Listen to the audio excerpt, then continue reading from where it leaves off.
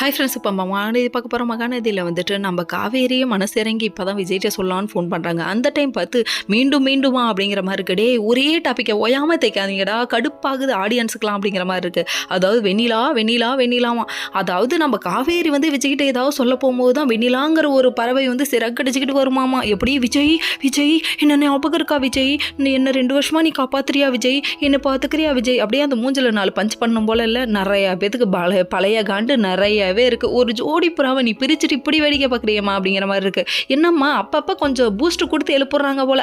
இவ்வளோ நாளாக ரூம்குள்ளே படுத்து தூங்கிட்டு இருக்க, இப்போ தான் வந்து உன்னை கண்டென்ட்டுக்காக எழுத்துட்டு வராங்க, அது மட்டும் நல்லா தெரியுதுப்பா அப்படிங்கிற மாதிரி இருக்குது. சரி, ஒரு வழியாக அவங்க இந்த நடிப்பை போட இதை கேட்டோடனே அந்த அம்மா பொசுக்குன்னு ரோசப்பட்டு ஈகோ எட்டி பார்த்து அவங்க ஃபோனை வச்சுட்டாங்க.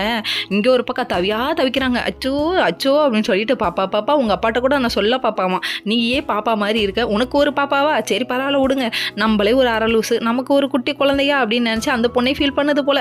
இதெல்லாம் ஒரு பக்கம் இருக்க, நீ நடி கண்டதையும் தின்னுப்பிட்டு இப்படி வாந்தி எடுத்துகிட்டு இருக்கேன்னு அவங்க அம்மா ஒரு பக்கம் திட்டுறாங்க. ஐயோ என்னடா நடக்குது இங்கே அப்படிங்கிற மாதிரி இருக்குது. அதுக்கப்புறம் இப்போ தான் நினைவு திரும்பிச்சிருப்பா, எல்லாத்தையும் சொல்லி கொண்டு போய் விட்டுருப்பா வெண்ணிலாவன் தாத்தா பாட்டி சொல்கிறதையும் மீறி தேவையில்லாமல் பிரச்சனை வளர்க்குற நீ, 3.5 மாதம் 4 மாதமாக கடுப்பெத்துற நீ அப்படிங்கிற மாதிரி இருக்குது இவங்களை பார்க்க.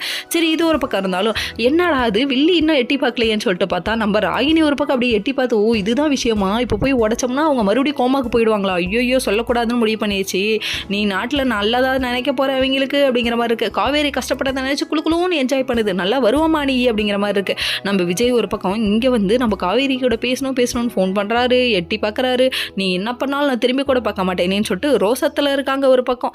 இதெல்லாம் ஒரு பக்கம் இருக்குது. அவங்க நம்ம காவேரியோட அம்மா ஒரு பக்கம் எதுக்கடி இப்படி கண்டதையும் திங்கிறன்னு சொல்லி திட்டுறாங்க. ஓகே.